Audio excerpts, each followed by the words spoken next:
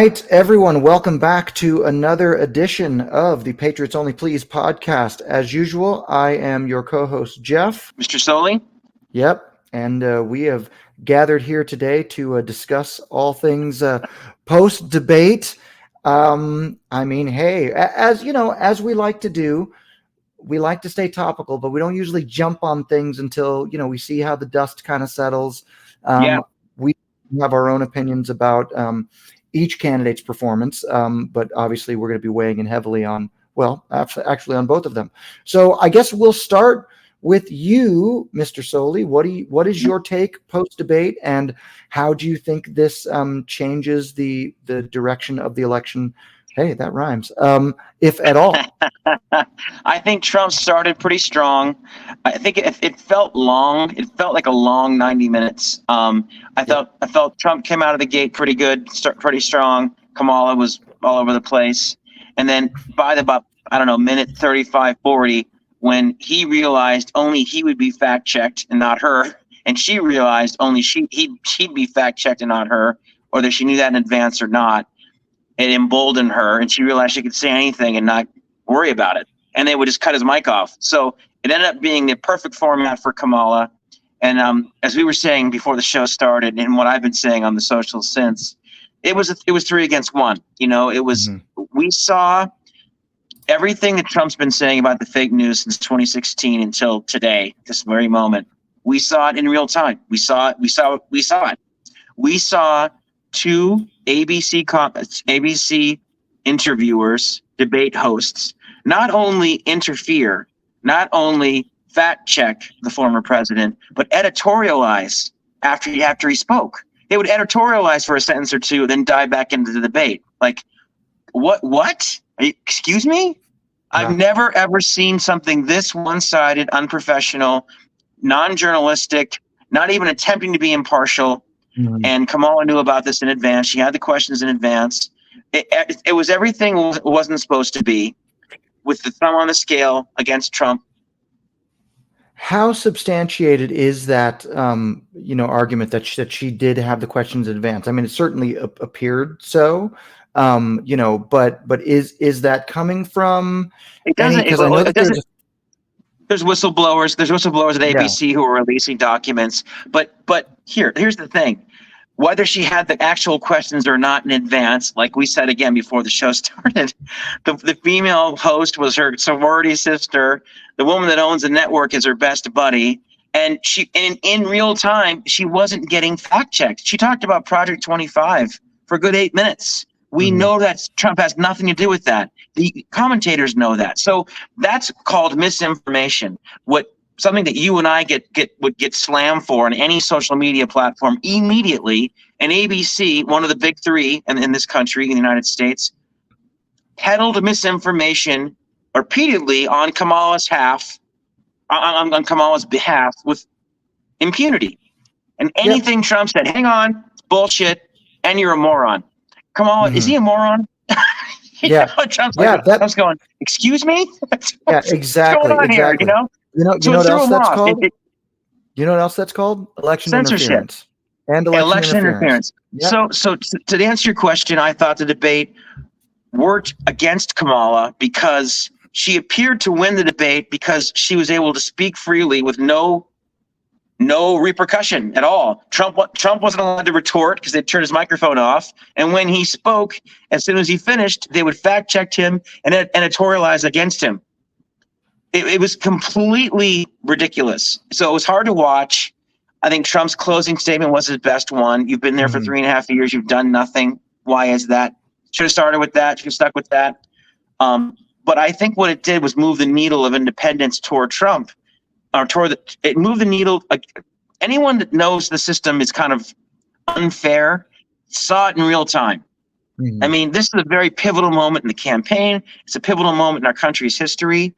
And we just watched Trump agree to debate in enemy territory, ABC, not a Trump-friendly network. And the hosts couldn't have been more outspokenly not impartial. They were completely for Kamala and made it painfully obvious from the first second through the final moment, brazenly. And on the left, they're considered heroes now. So I mean, to answer your question, I think it moved the needle more in Trump's favor because everyone sees what he's up against. And I think ultimately the shine of that debate's already worn off because the next couple of days later, Kamala did an interview, an unscripted interview with a pro-left. Did you see what happened?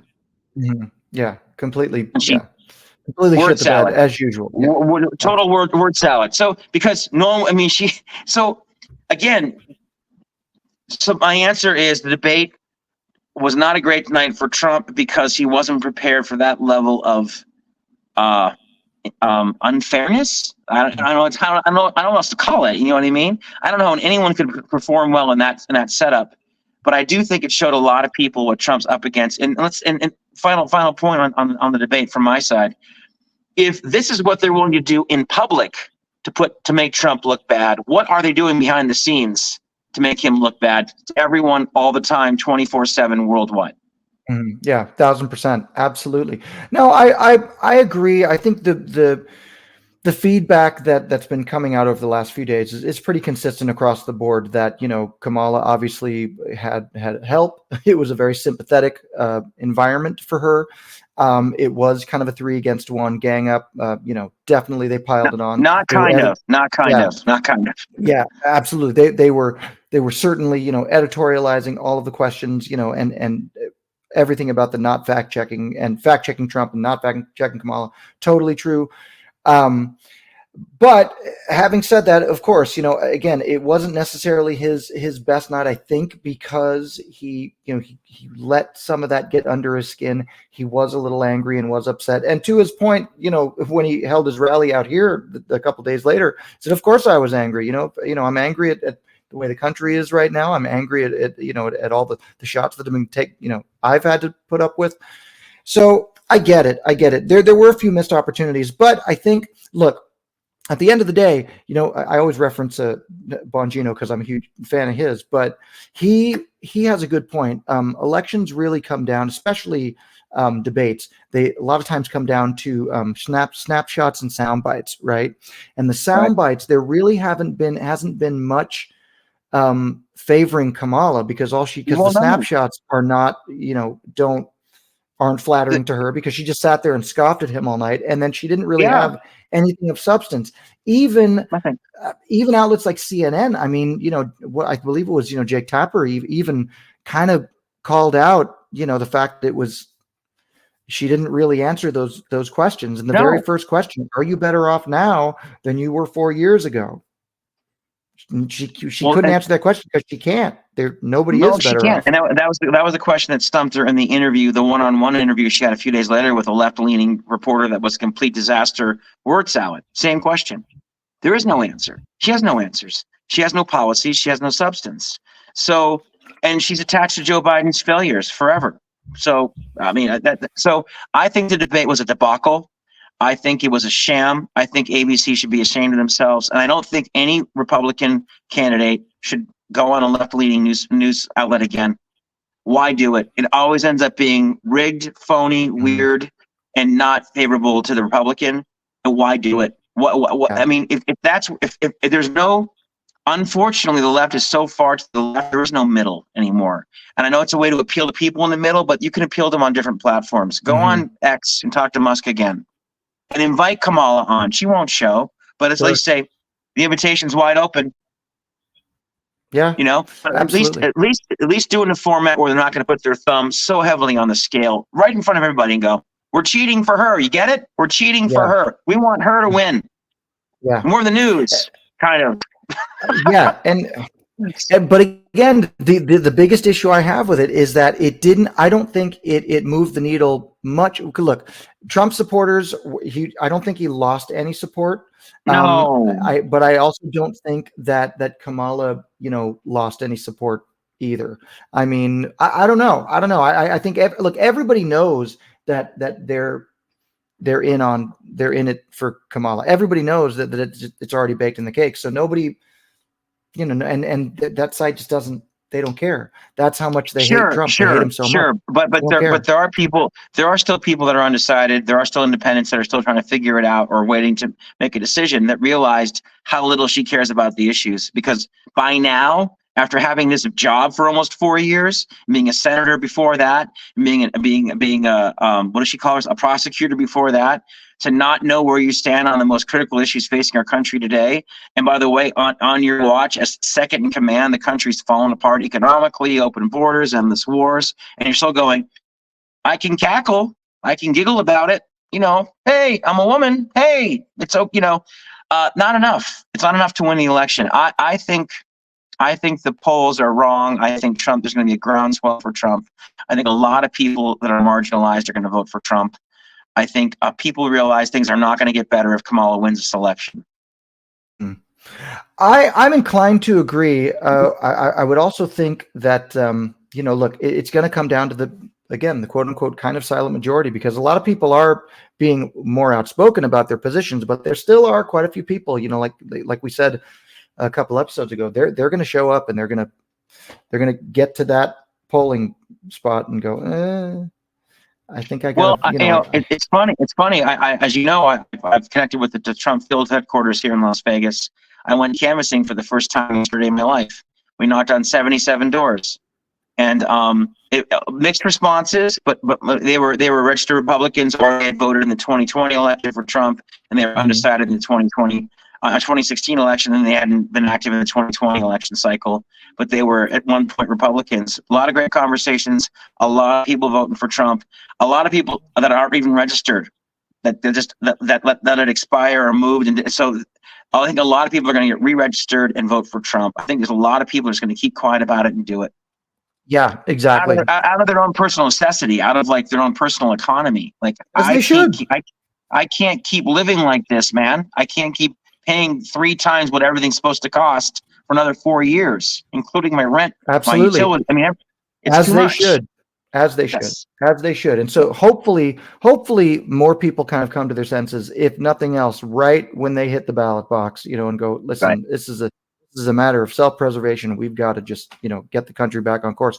So yeah. And what's funny is, from what I understand now, this can certainly change by the minute, but when last I heard, even the odds hadn't changed, like the Vegas odds hadn't changed and moved in any direction towards Kamala's favor after that debate. So if you're Nate Silver, Nate Silver, the prognosticator, he said Trump's going to win it. He's come out publicly and said everything's moving toward Trump, but I think he got it wrong with Hillary back in 2016. So I don't know how much I rely on Nate Silver anymore, but the fact just that like that other guy. Alan, whatever can't remember his name, Alan Lichtman, where he predicted Kamala was going to win. So I just, right. Yeah, I just don't. I'm trying my best to kind of tune it out, but at the same time, you got to stay informed. You got to stay up on it. I mean, so yeah. But the basic argument is very simple. How can you say I caused the? I mean, imagine, I don't know, and I ruined the neighborhood you're living in, but hire me back to fix the neighborhood that I just ruined. Yeah. Like, I wouldn't have you back. I don't want you anywhere near my neighborhood. I want you to move, go to a different neighborhood. That's the pitch. The pitch is Joe and I took what Trump gave us and made it 100 times worse. Every metric you can look at.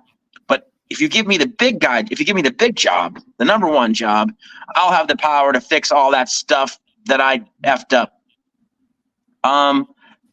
Any logic, reason, it doesn't make any sense. There's no reason to that statement. Absolutely. Let alone the fact that she can't enunciate any real policy changes. And whenever she does, price controls, things that we know don't work. I mean, she's reading them from books, or she's got a little thing in her ear saying, say price controls, and then talk about Quavo. Yeah. You know what I mean? What? Yeah.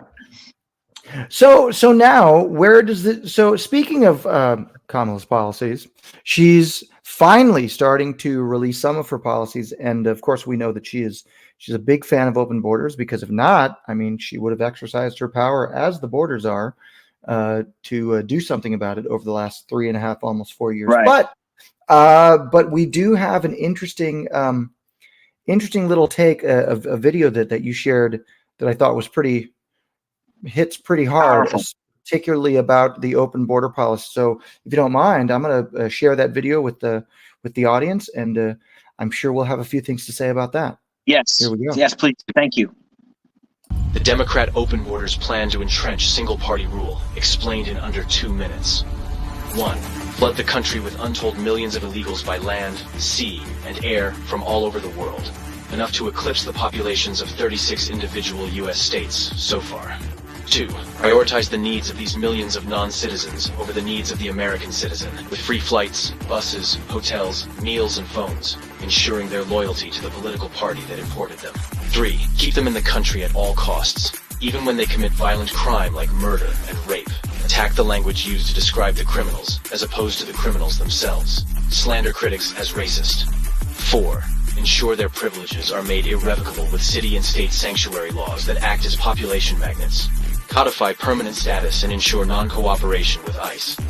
5. Count the non-citizens in the census that will determine congressional apportionment in the House of Representatives.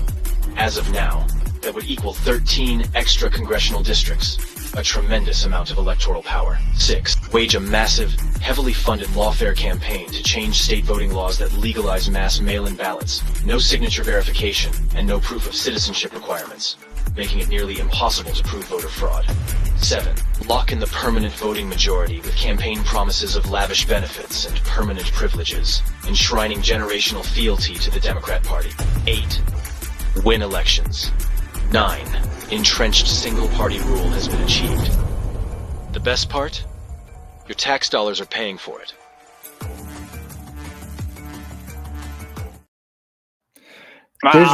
There's really no way to argue any of that. I mean, No. I was just looking, just to reconfirming it today that voter ID is not required in IDs are not required to vote, at least in this state of Nevada. No, they're not. So, No, they're not. Yeah, exactly what I'm saying. Yeah, they're not required. They're not required in this state. Nope. So, that. Tell me what's not plausible about any of that. Well, it's happening. It's more than plausible. It's happening. And this, and the apportionment issue is something that Elon Musk talks about a lot. Mm-hmm. And I mean, everything. And this is what they're laying out the Democrats' plan. They're creating a new majority, a permanent majority. So once they've done that, they won't need to have debates anymore. Mm-hmm. They can censor anything they want to. And it's really a travesty to lifelong. I mean, people that are born in this country. I was watching so that video is telling and scary and true, in my opinion. And it should every liberal voter that's considering voting for Kamala should watch that video and change their mind. They won't, but they should, because it hasn't affected them yet. But when it does affect them, it'll be too late. Like it is in Britain, like it is in Australia, like it is in other places in the world, Sweden, where they've imported way too many people from countries that don't share their country's cultural values. Douglas Murray had I was watching Douglas Murray on the PBD podcast. They had a pretty intense conversation, by the way, about immigration and things. And Murray said that in the UK, they've got stats for this. And by the way, it's even hard. And one thing this video doesn't address, which is important to mention, I think, is that the government doesn't allow states to keep records of this stuff anymore. So at the federal level, if you ask them the question, who is committing which migrants are committing these violent crimes? We don't know. We don't keep that information. We don't track it that way. We track asylum seekers. So you know what I mean? So you can't even find out who's committing these crimes. And that's the plan. It's deliberate. But what Murray said was, in the UK, 2008 until today, 77% of jobs filled in the UK are from people not born in the UK. The government is literally rewarding jobs to people who are not native-born British citizens. At what point do taxpayers say enough is enough already? Come on. So all of this begs the question, since all of this, hey, we'll call it corruption, but it's all out in the open, right? Right. You can't refute any of that. Nope. Because it's literally happening right now. Mm-hmm. What do you do? I mean, the only thing you can do to even have a chance at winning this election is because look, they talk about how, well, they keep playing the clip, Trump, well, don't worry, you won't have to vote again. That first of all, again, something else that was taken way out of context, but their whole accusation is that we're going to take over. It's going to be this tyrannical government. Trump will never leave. They're the ones that are instituting that policy right now. They'll never leave. If Trump doesn't win this election, regardless of what you may think personally of Trump or his style or whatever your personal opinion is about the man, if we don't get these people out, they're going to make sure that that they're always in power, that they never leave. Right.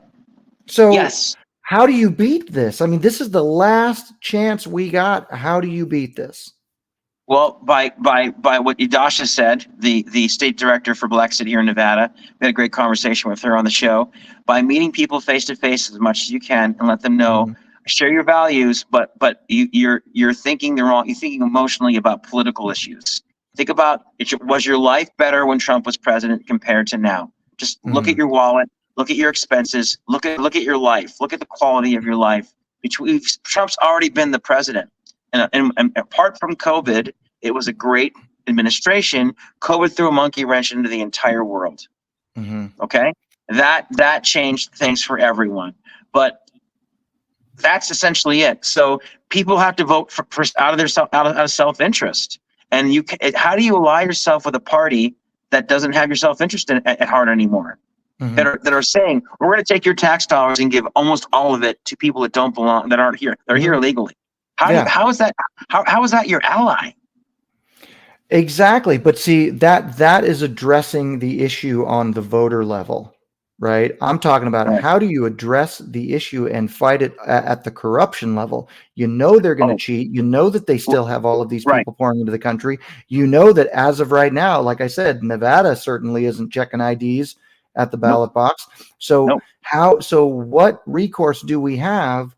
If we go, just like 2020, we go to bed at night thinking, okay, Trump's gonna win, and then we wake up, hey, Kamala's the 47th president. Well, I mean, it's a good question, Jeff, but there's an answer, and all I can say is the answer is the Lord Trump, now the co-chair of the RNC, is employing tens of thousands of lawyers nationally to fight election integrity as much as they can, and they're encouraging people to be poll watchers. I don't know what else we can do. Yeah, but that's something, and we weren't nearly as aware of it in 2020 as we are now, and we can stop it as much as we can stop it. There's going to be some cheating, and too big to rig. We need to come out in ridiculous numbers. I mean, Brett Weinstein talks about this all the time. They're having a huge September 29th. They're having a huge event on the Mall in D.C. Brett Weinstein, a lifelong Democrat who's now voting for Trump. It's called Save the Republic or something like that. Renew the Republic or something like that. Okay. It's a unity movement. But to answer your question, you're framing it in a way to make it sound impossible to change it, but it's not impossible to change it. And if we believe that, we wouldn't do the podcast. So we have to believe. I certainly stand behind the too big to rig. I mean, that's because if nothing else, you have to do exactly what you were doing the other day, knocking on doors, reaching people, having those conversations, just getting people registered to vote like that. Those are real things that will hopefully move the needle as much as possible. Getting people registered, not only registered, but voting in like we said, in their own best interest, voting for Trump, so yes, numbers are definitely going to help. I just really think we have to be vigilant because they did it before. They're going to do it again. But to your point, there's a lot of people that are looking for it now that maybe weren't looking for it, last time. So that's encouraging. And there's a lot of this too. There's a lot of DIY political activism happening on all the socials, TikTok, from TikTok to Rumble, everywhere, of people just talking about. I mean, you'd be surprised that some people have their minds changed by their neighbors, not by Kamala or Trump or stuff they get in the mail, donation requests. They just, one day you're at the bank and you're going, I can't believe how broke I am. And when Trump was around, it was so, there's a lot of that, dude. There's just a lot of people that are going to have an aha moment and go, oh my God, This really has. I mean, there's liberals for Trump now. I mean, I'm on TikTok a lot. People are waking up every day and going, I really did my own research finally. It took like an afternoon. And the Charlottesville thing, lie. Like all these things they keep throwing up about Trump, lie. Then they watch the ABC thing and go, wait a minute. They're only picking on the dude. They let her completely say whatever she wanted. Like so to your point, there's going to be a lot more of that between now and November 5th. And the more Kamala talks, the more people go, she really has no idea what she's saying. She's really just a puppet. She's really just saying anything. But she's the reason why the things are so bad. She's one half of she and Biden that's the reason things have gotten so shitty. So it's like you can't, she's not the person to fix it. Trump is. She has nothing to say. She has no real policies, and the policies that she has been releasing finally after all this time are bad policies. So I'm sure someone else wrote for her. Oh, absolutely. Look, she's literally she's just a puppet, as was her boss, just a puppet, and as we can fairly argue that most modern day presidents have been, except for Donald Trump, which is why he scares the establishment. So look, on that note, I know we're getting towards the time to wrap this up. Yeah. I think the bottom line, could Trump be a better debater? Fine. That's arguable. But look, he's never been a smooth talker. At the end of the day, I don't really care who's the smoothest talker. I want somebody who's going to get the job done and work on our behalf for America. It's time for America to be first again.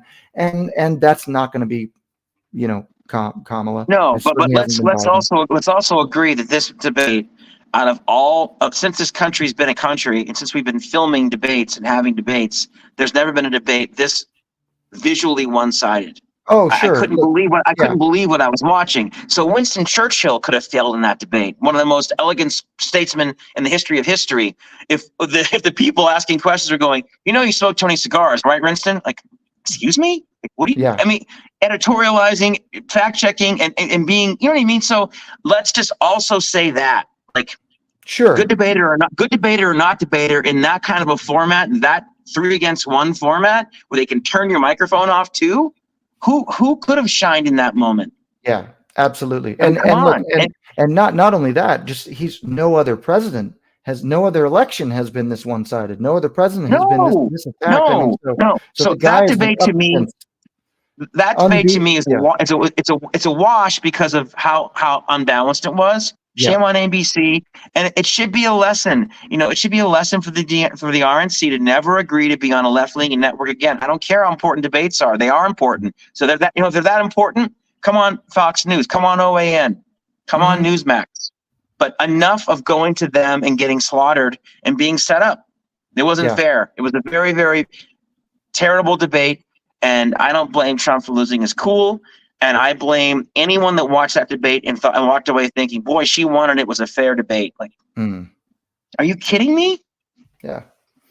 It's literally just theater at this point. It's theater. So, and that's why Trump has said no more debates. I hope he sticks to that plan. No one needs to see them talk anymore because she's not saying anything and he's getting attacked.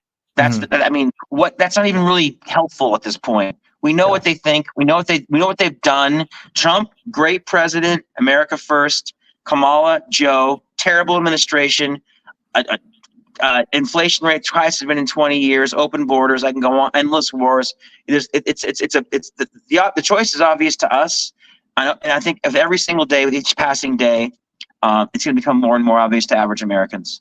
Yeah. So again, I think to wrap it up, make it too big to rig. It has to be too big to rig. That's go out, actually talk to people, shake hands, have conversations, try to, appeal to obviously the hearts and minds, but in this case, the minds of people who just can't afford the day-to-day things anymore. So we can't afford former years of Joe Biden, Kamala Harris, Obama policies. It's enough already.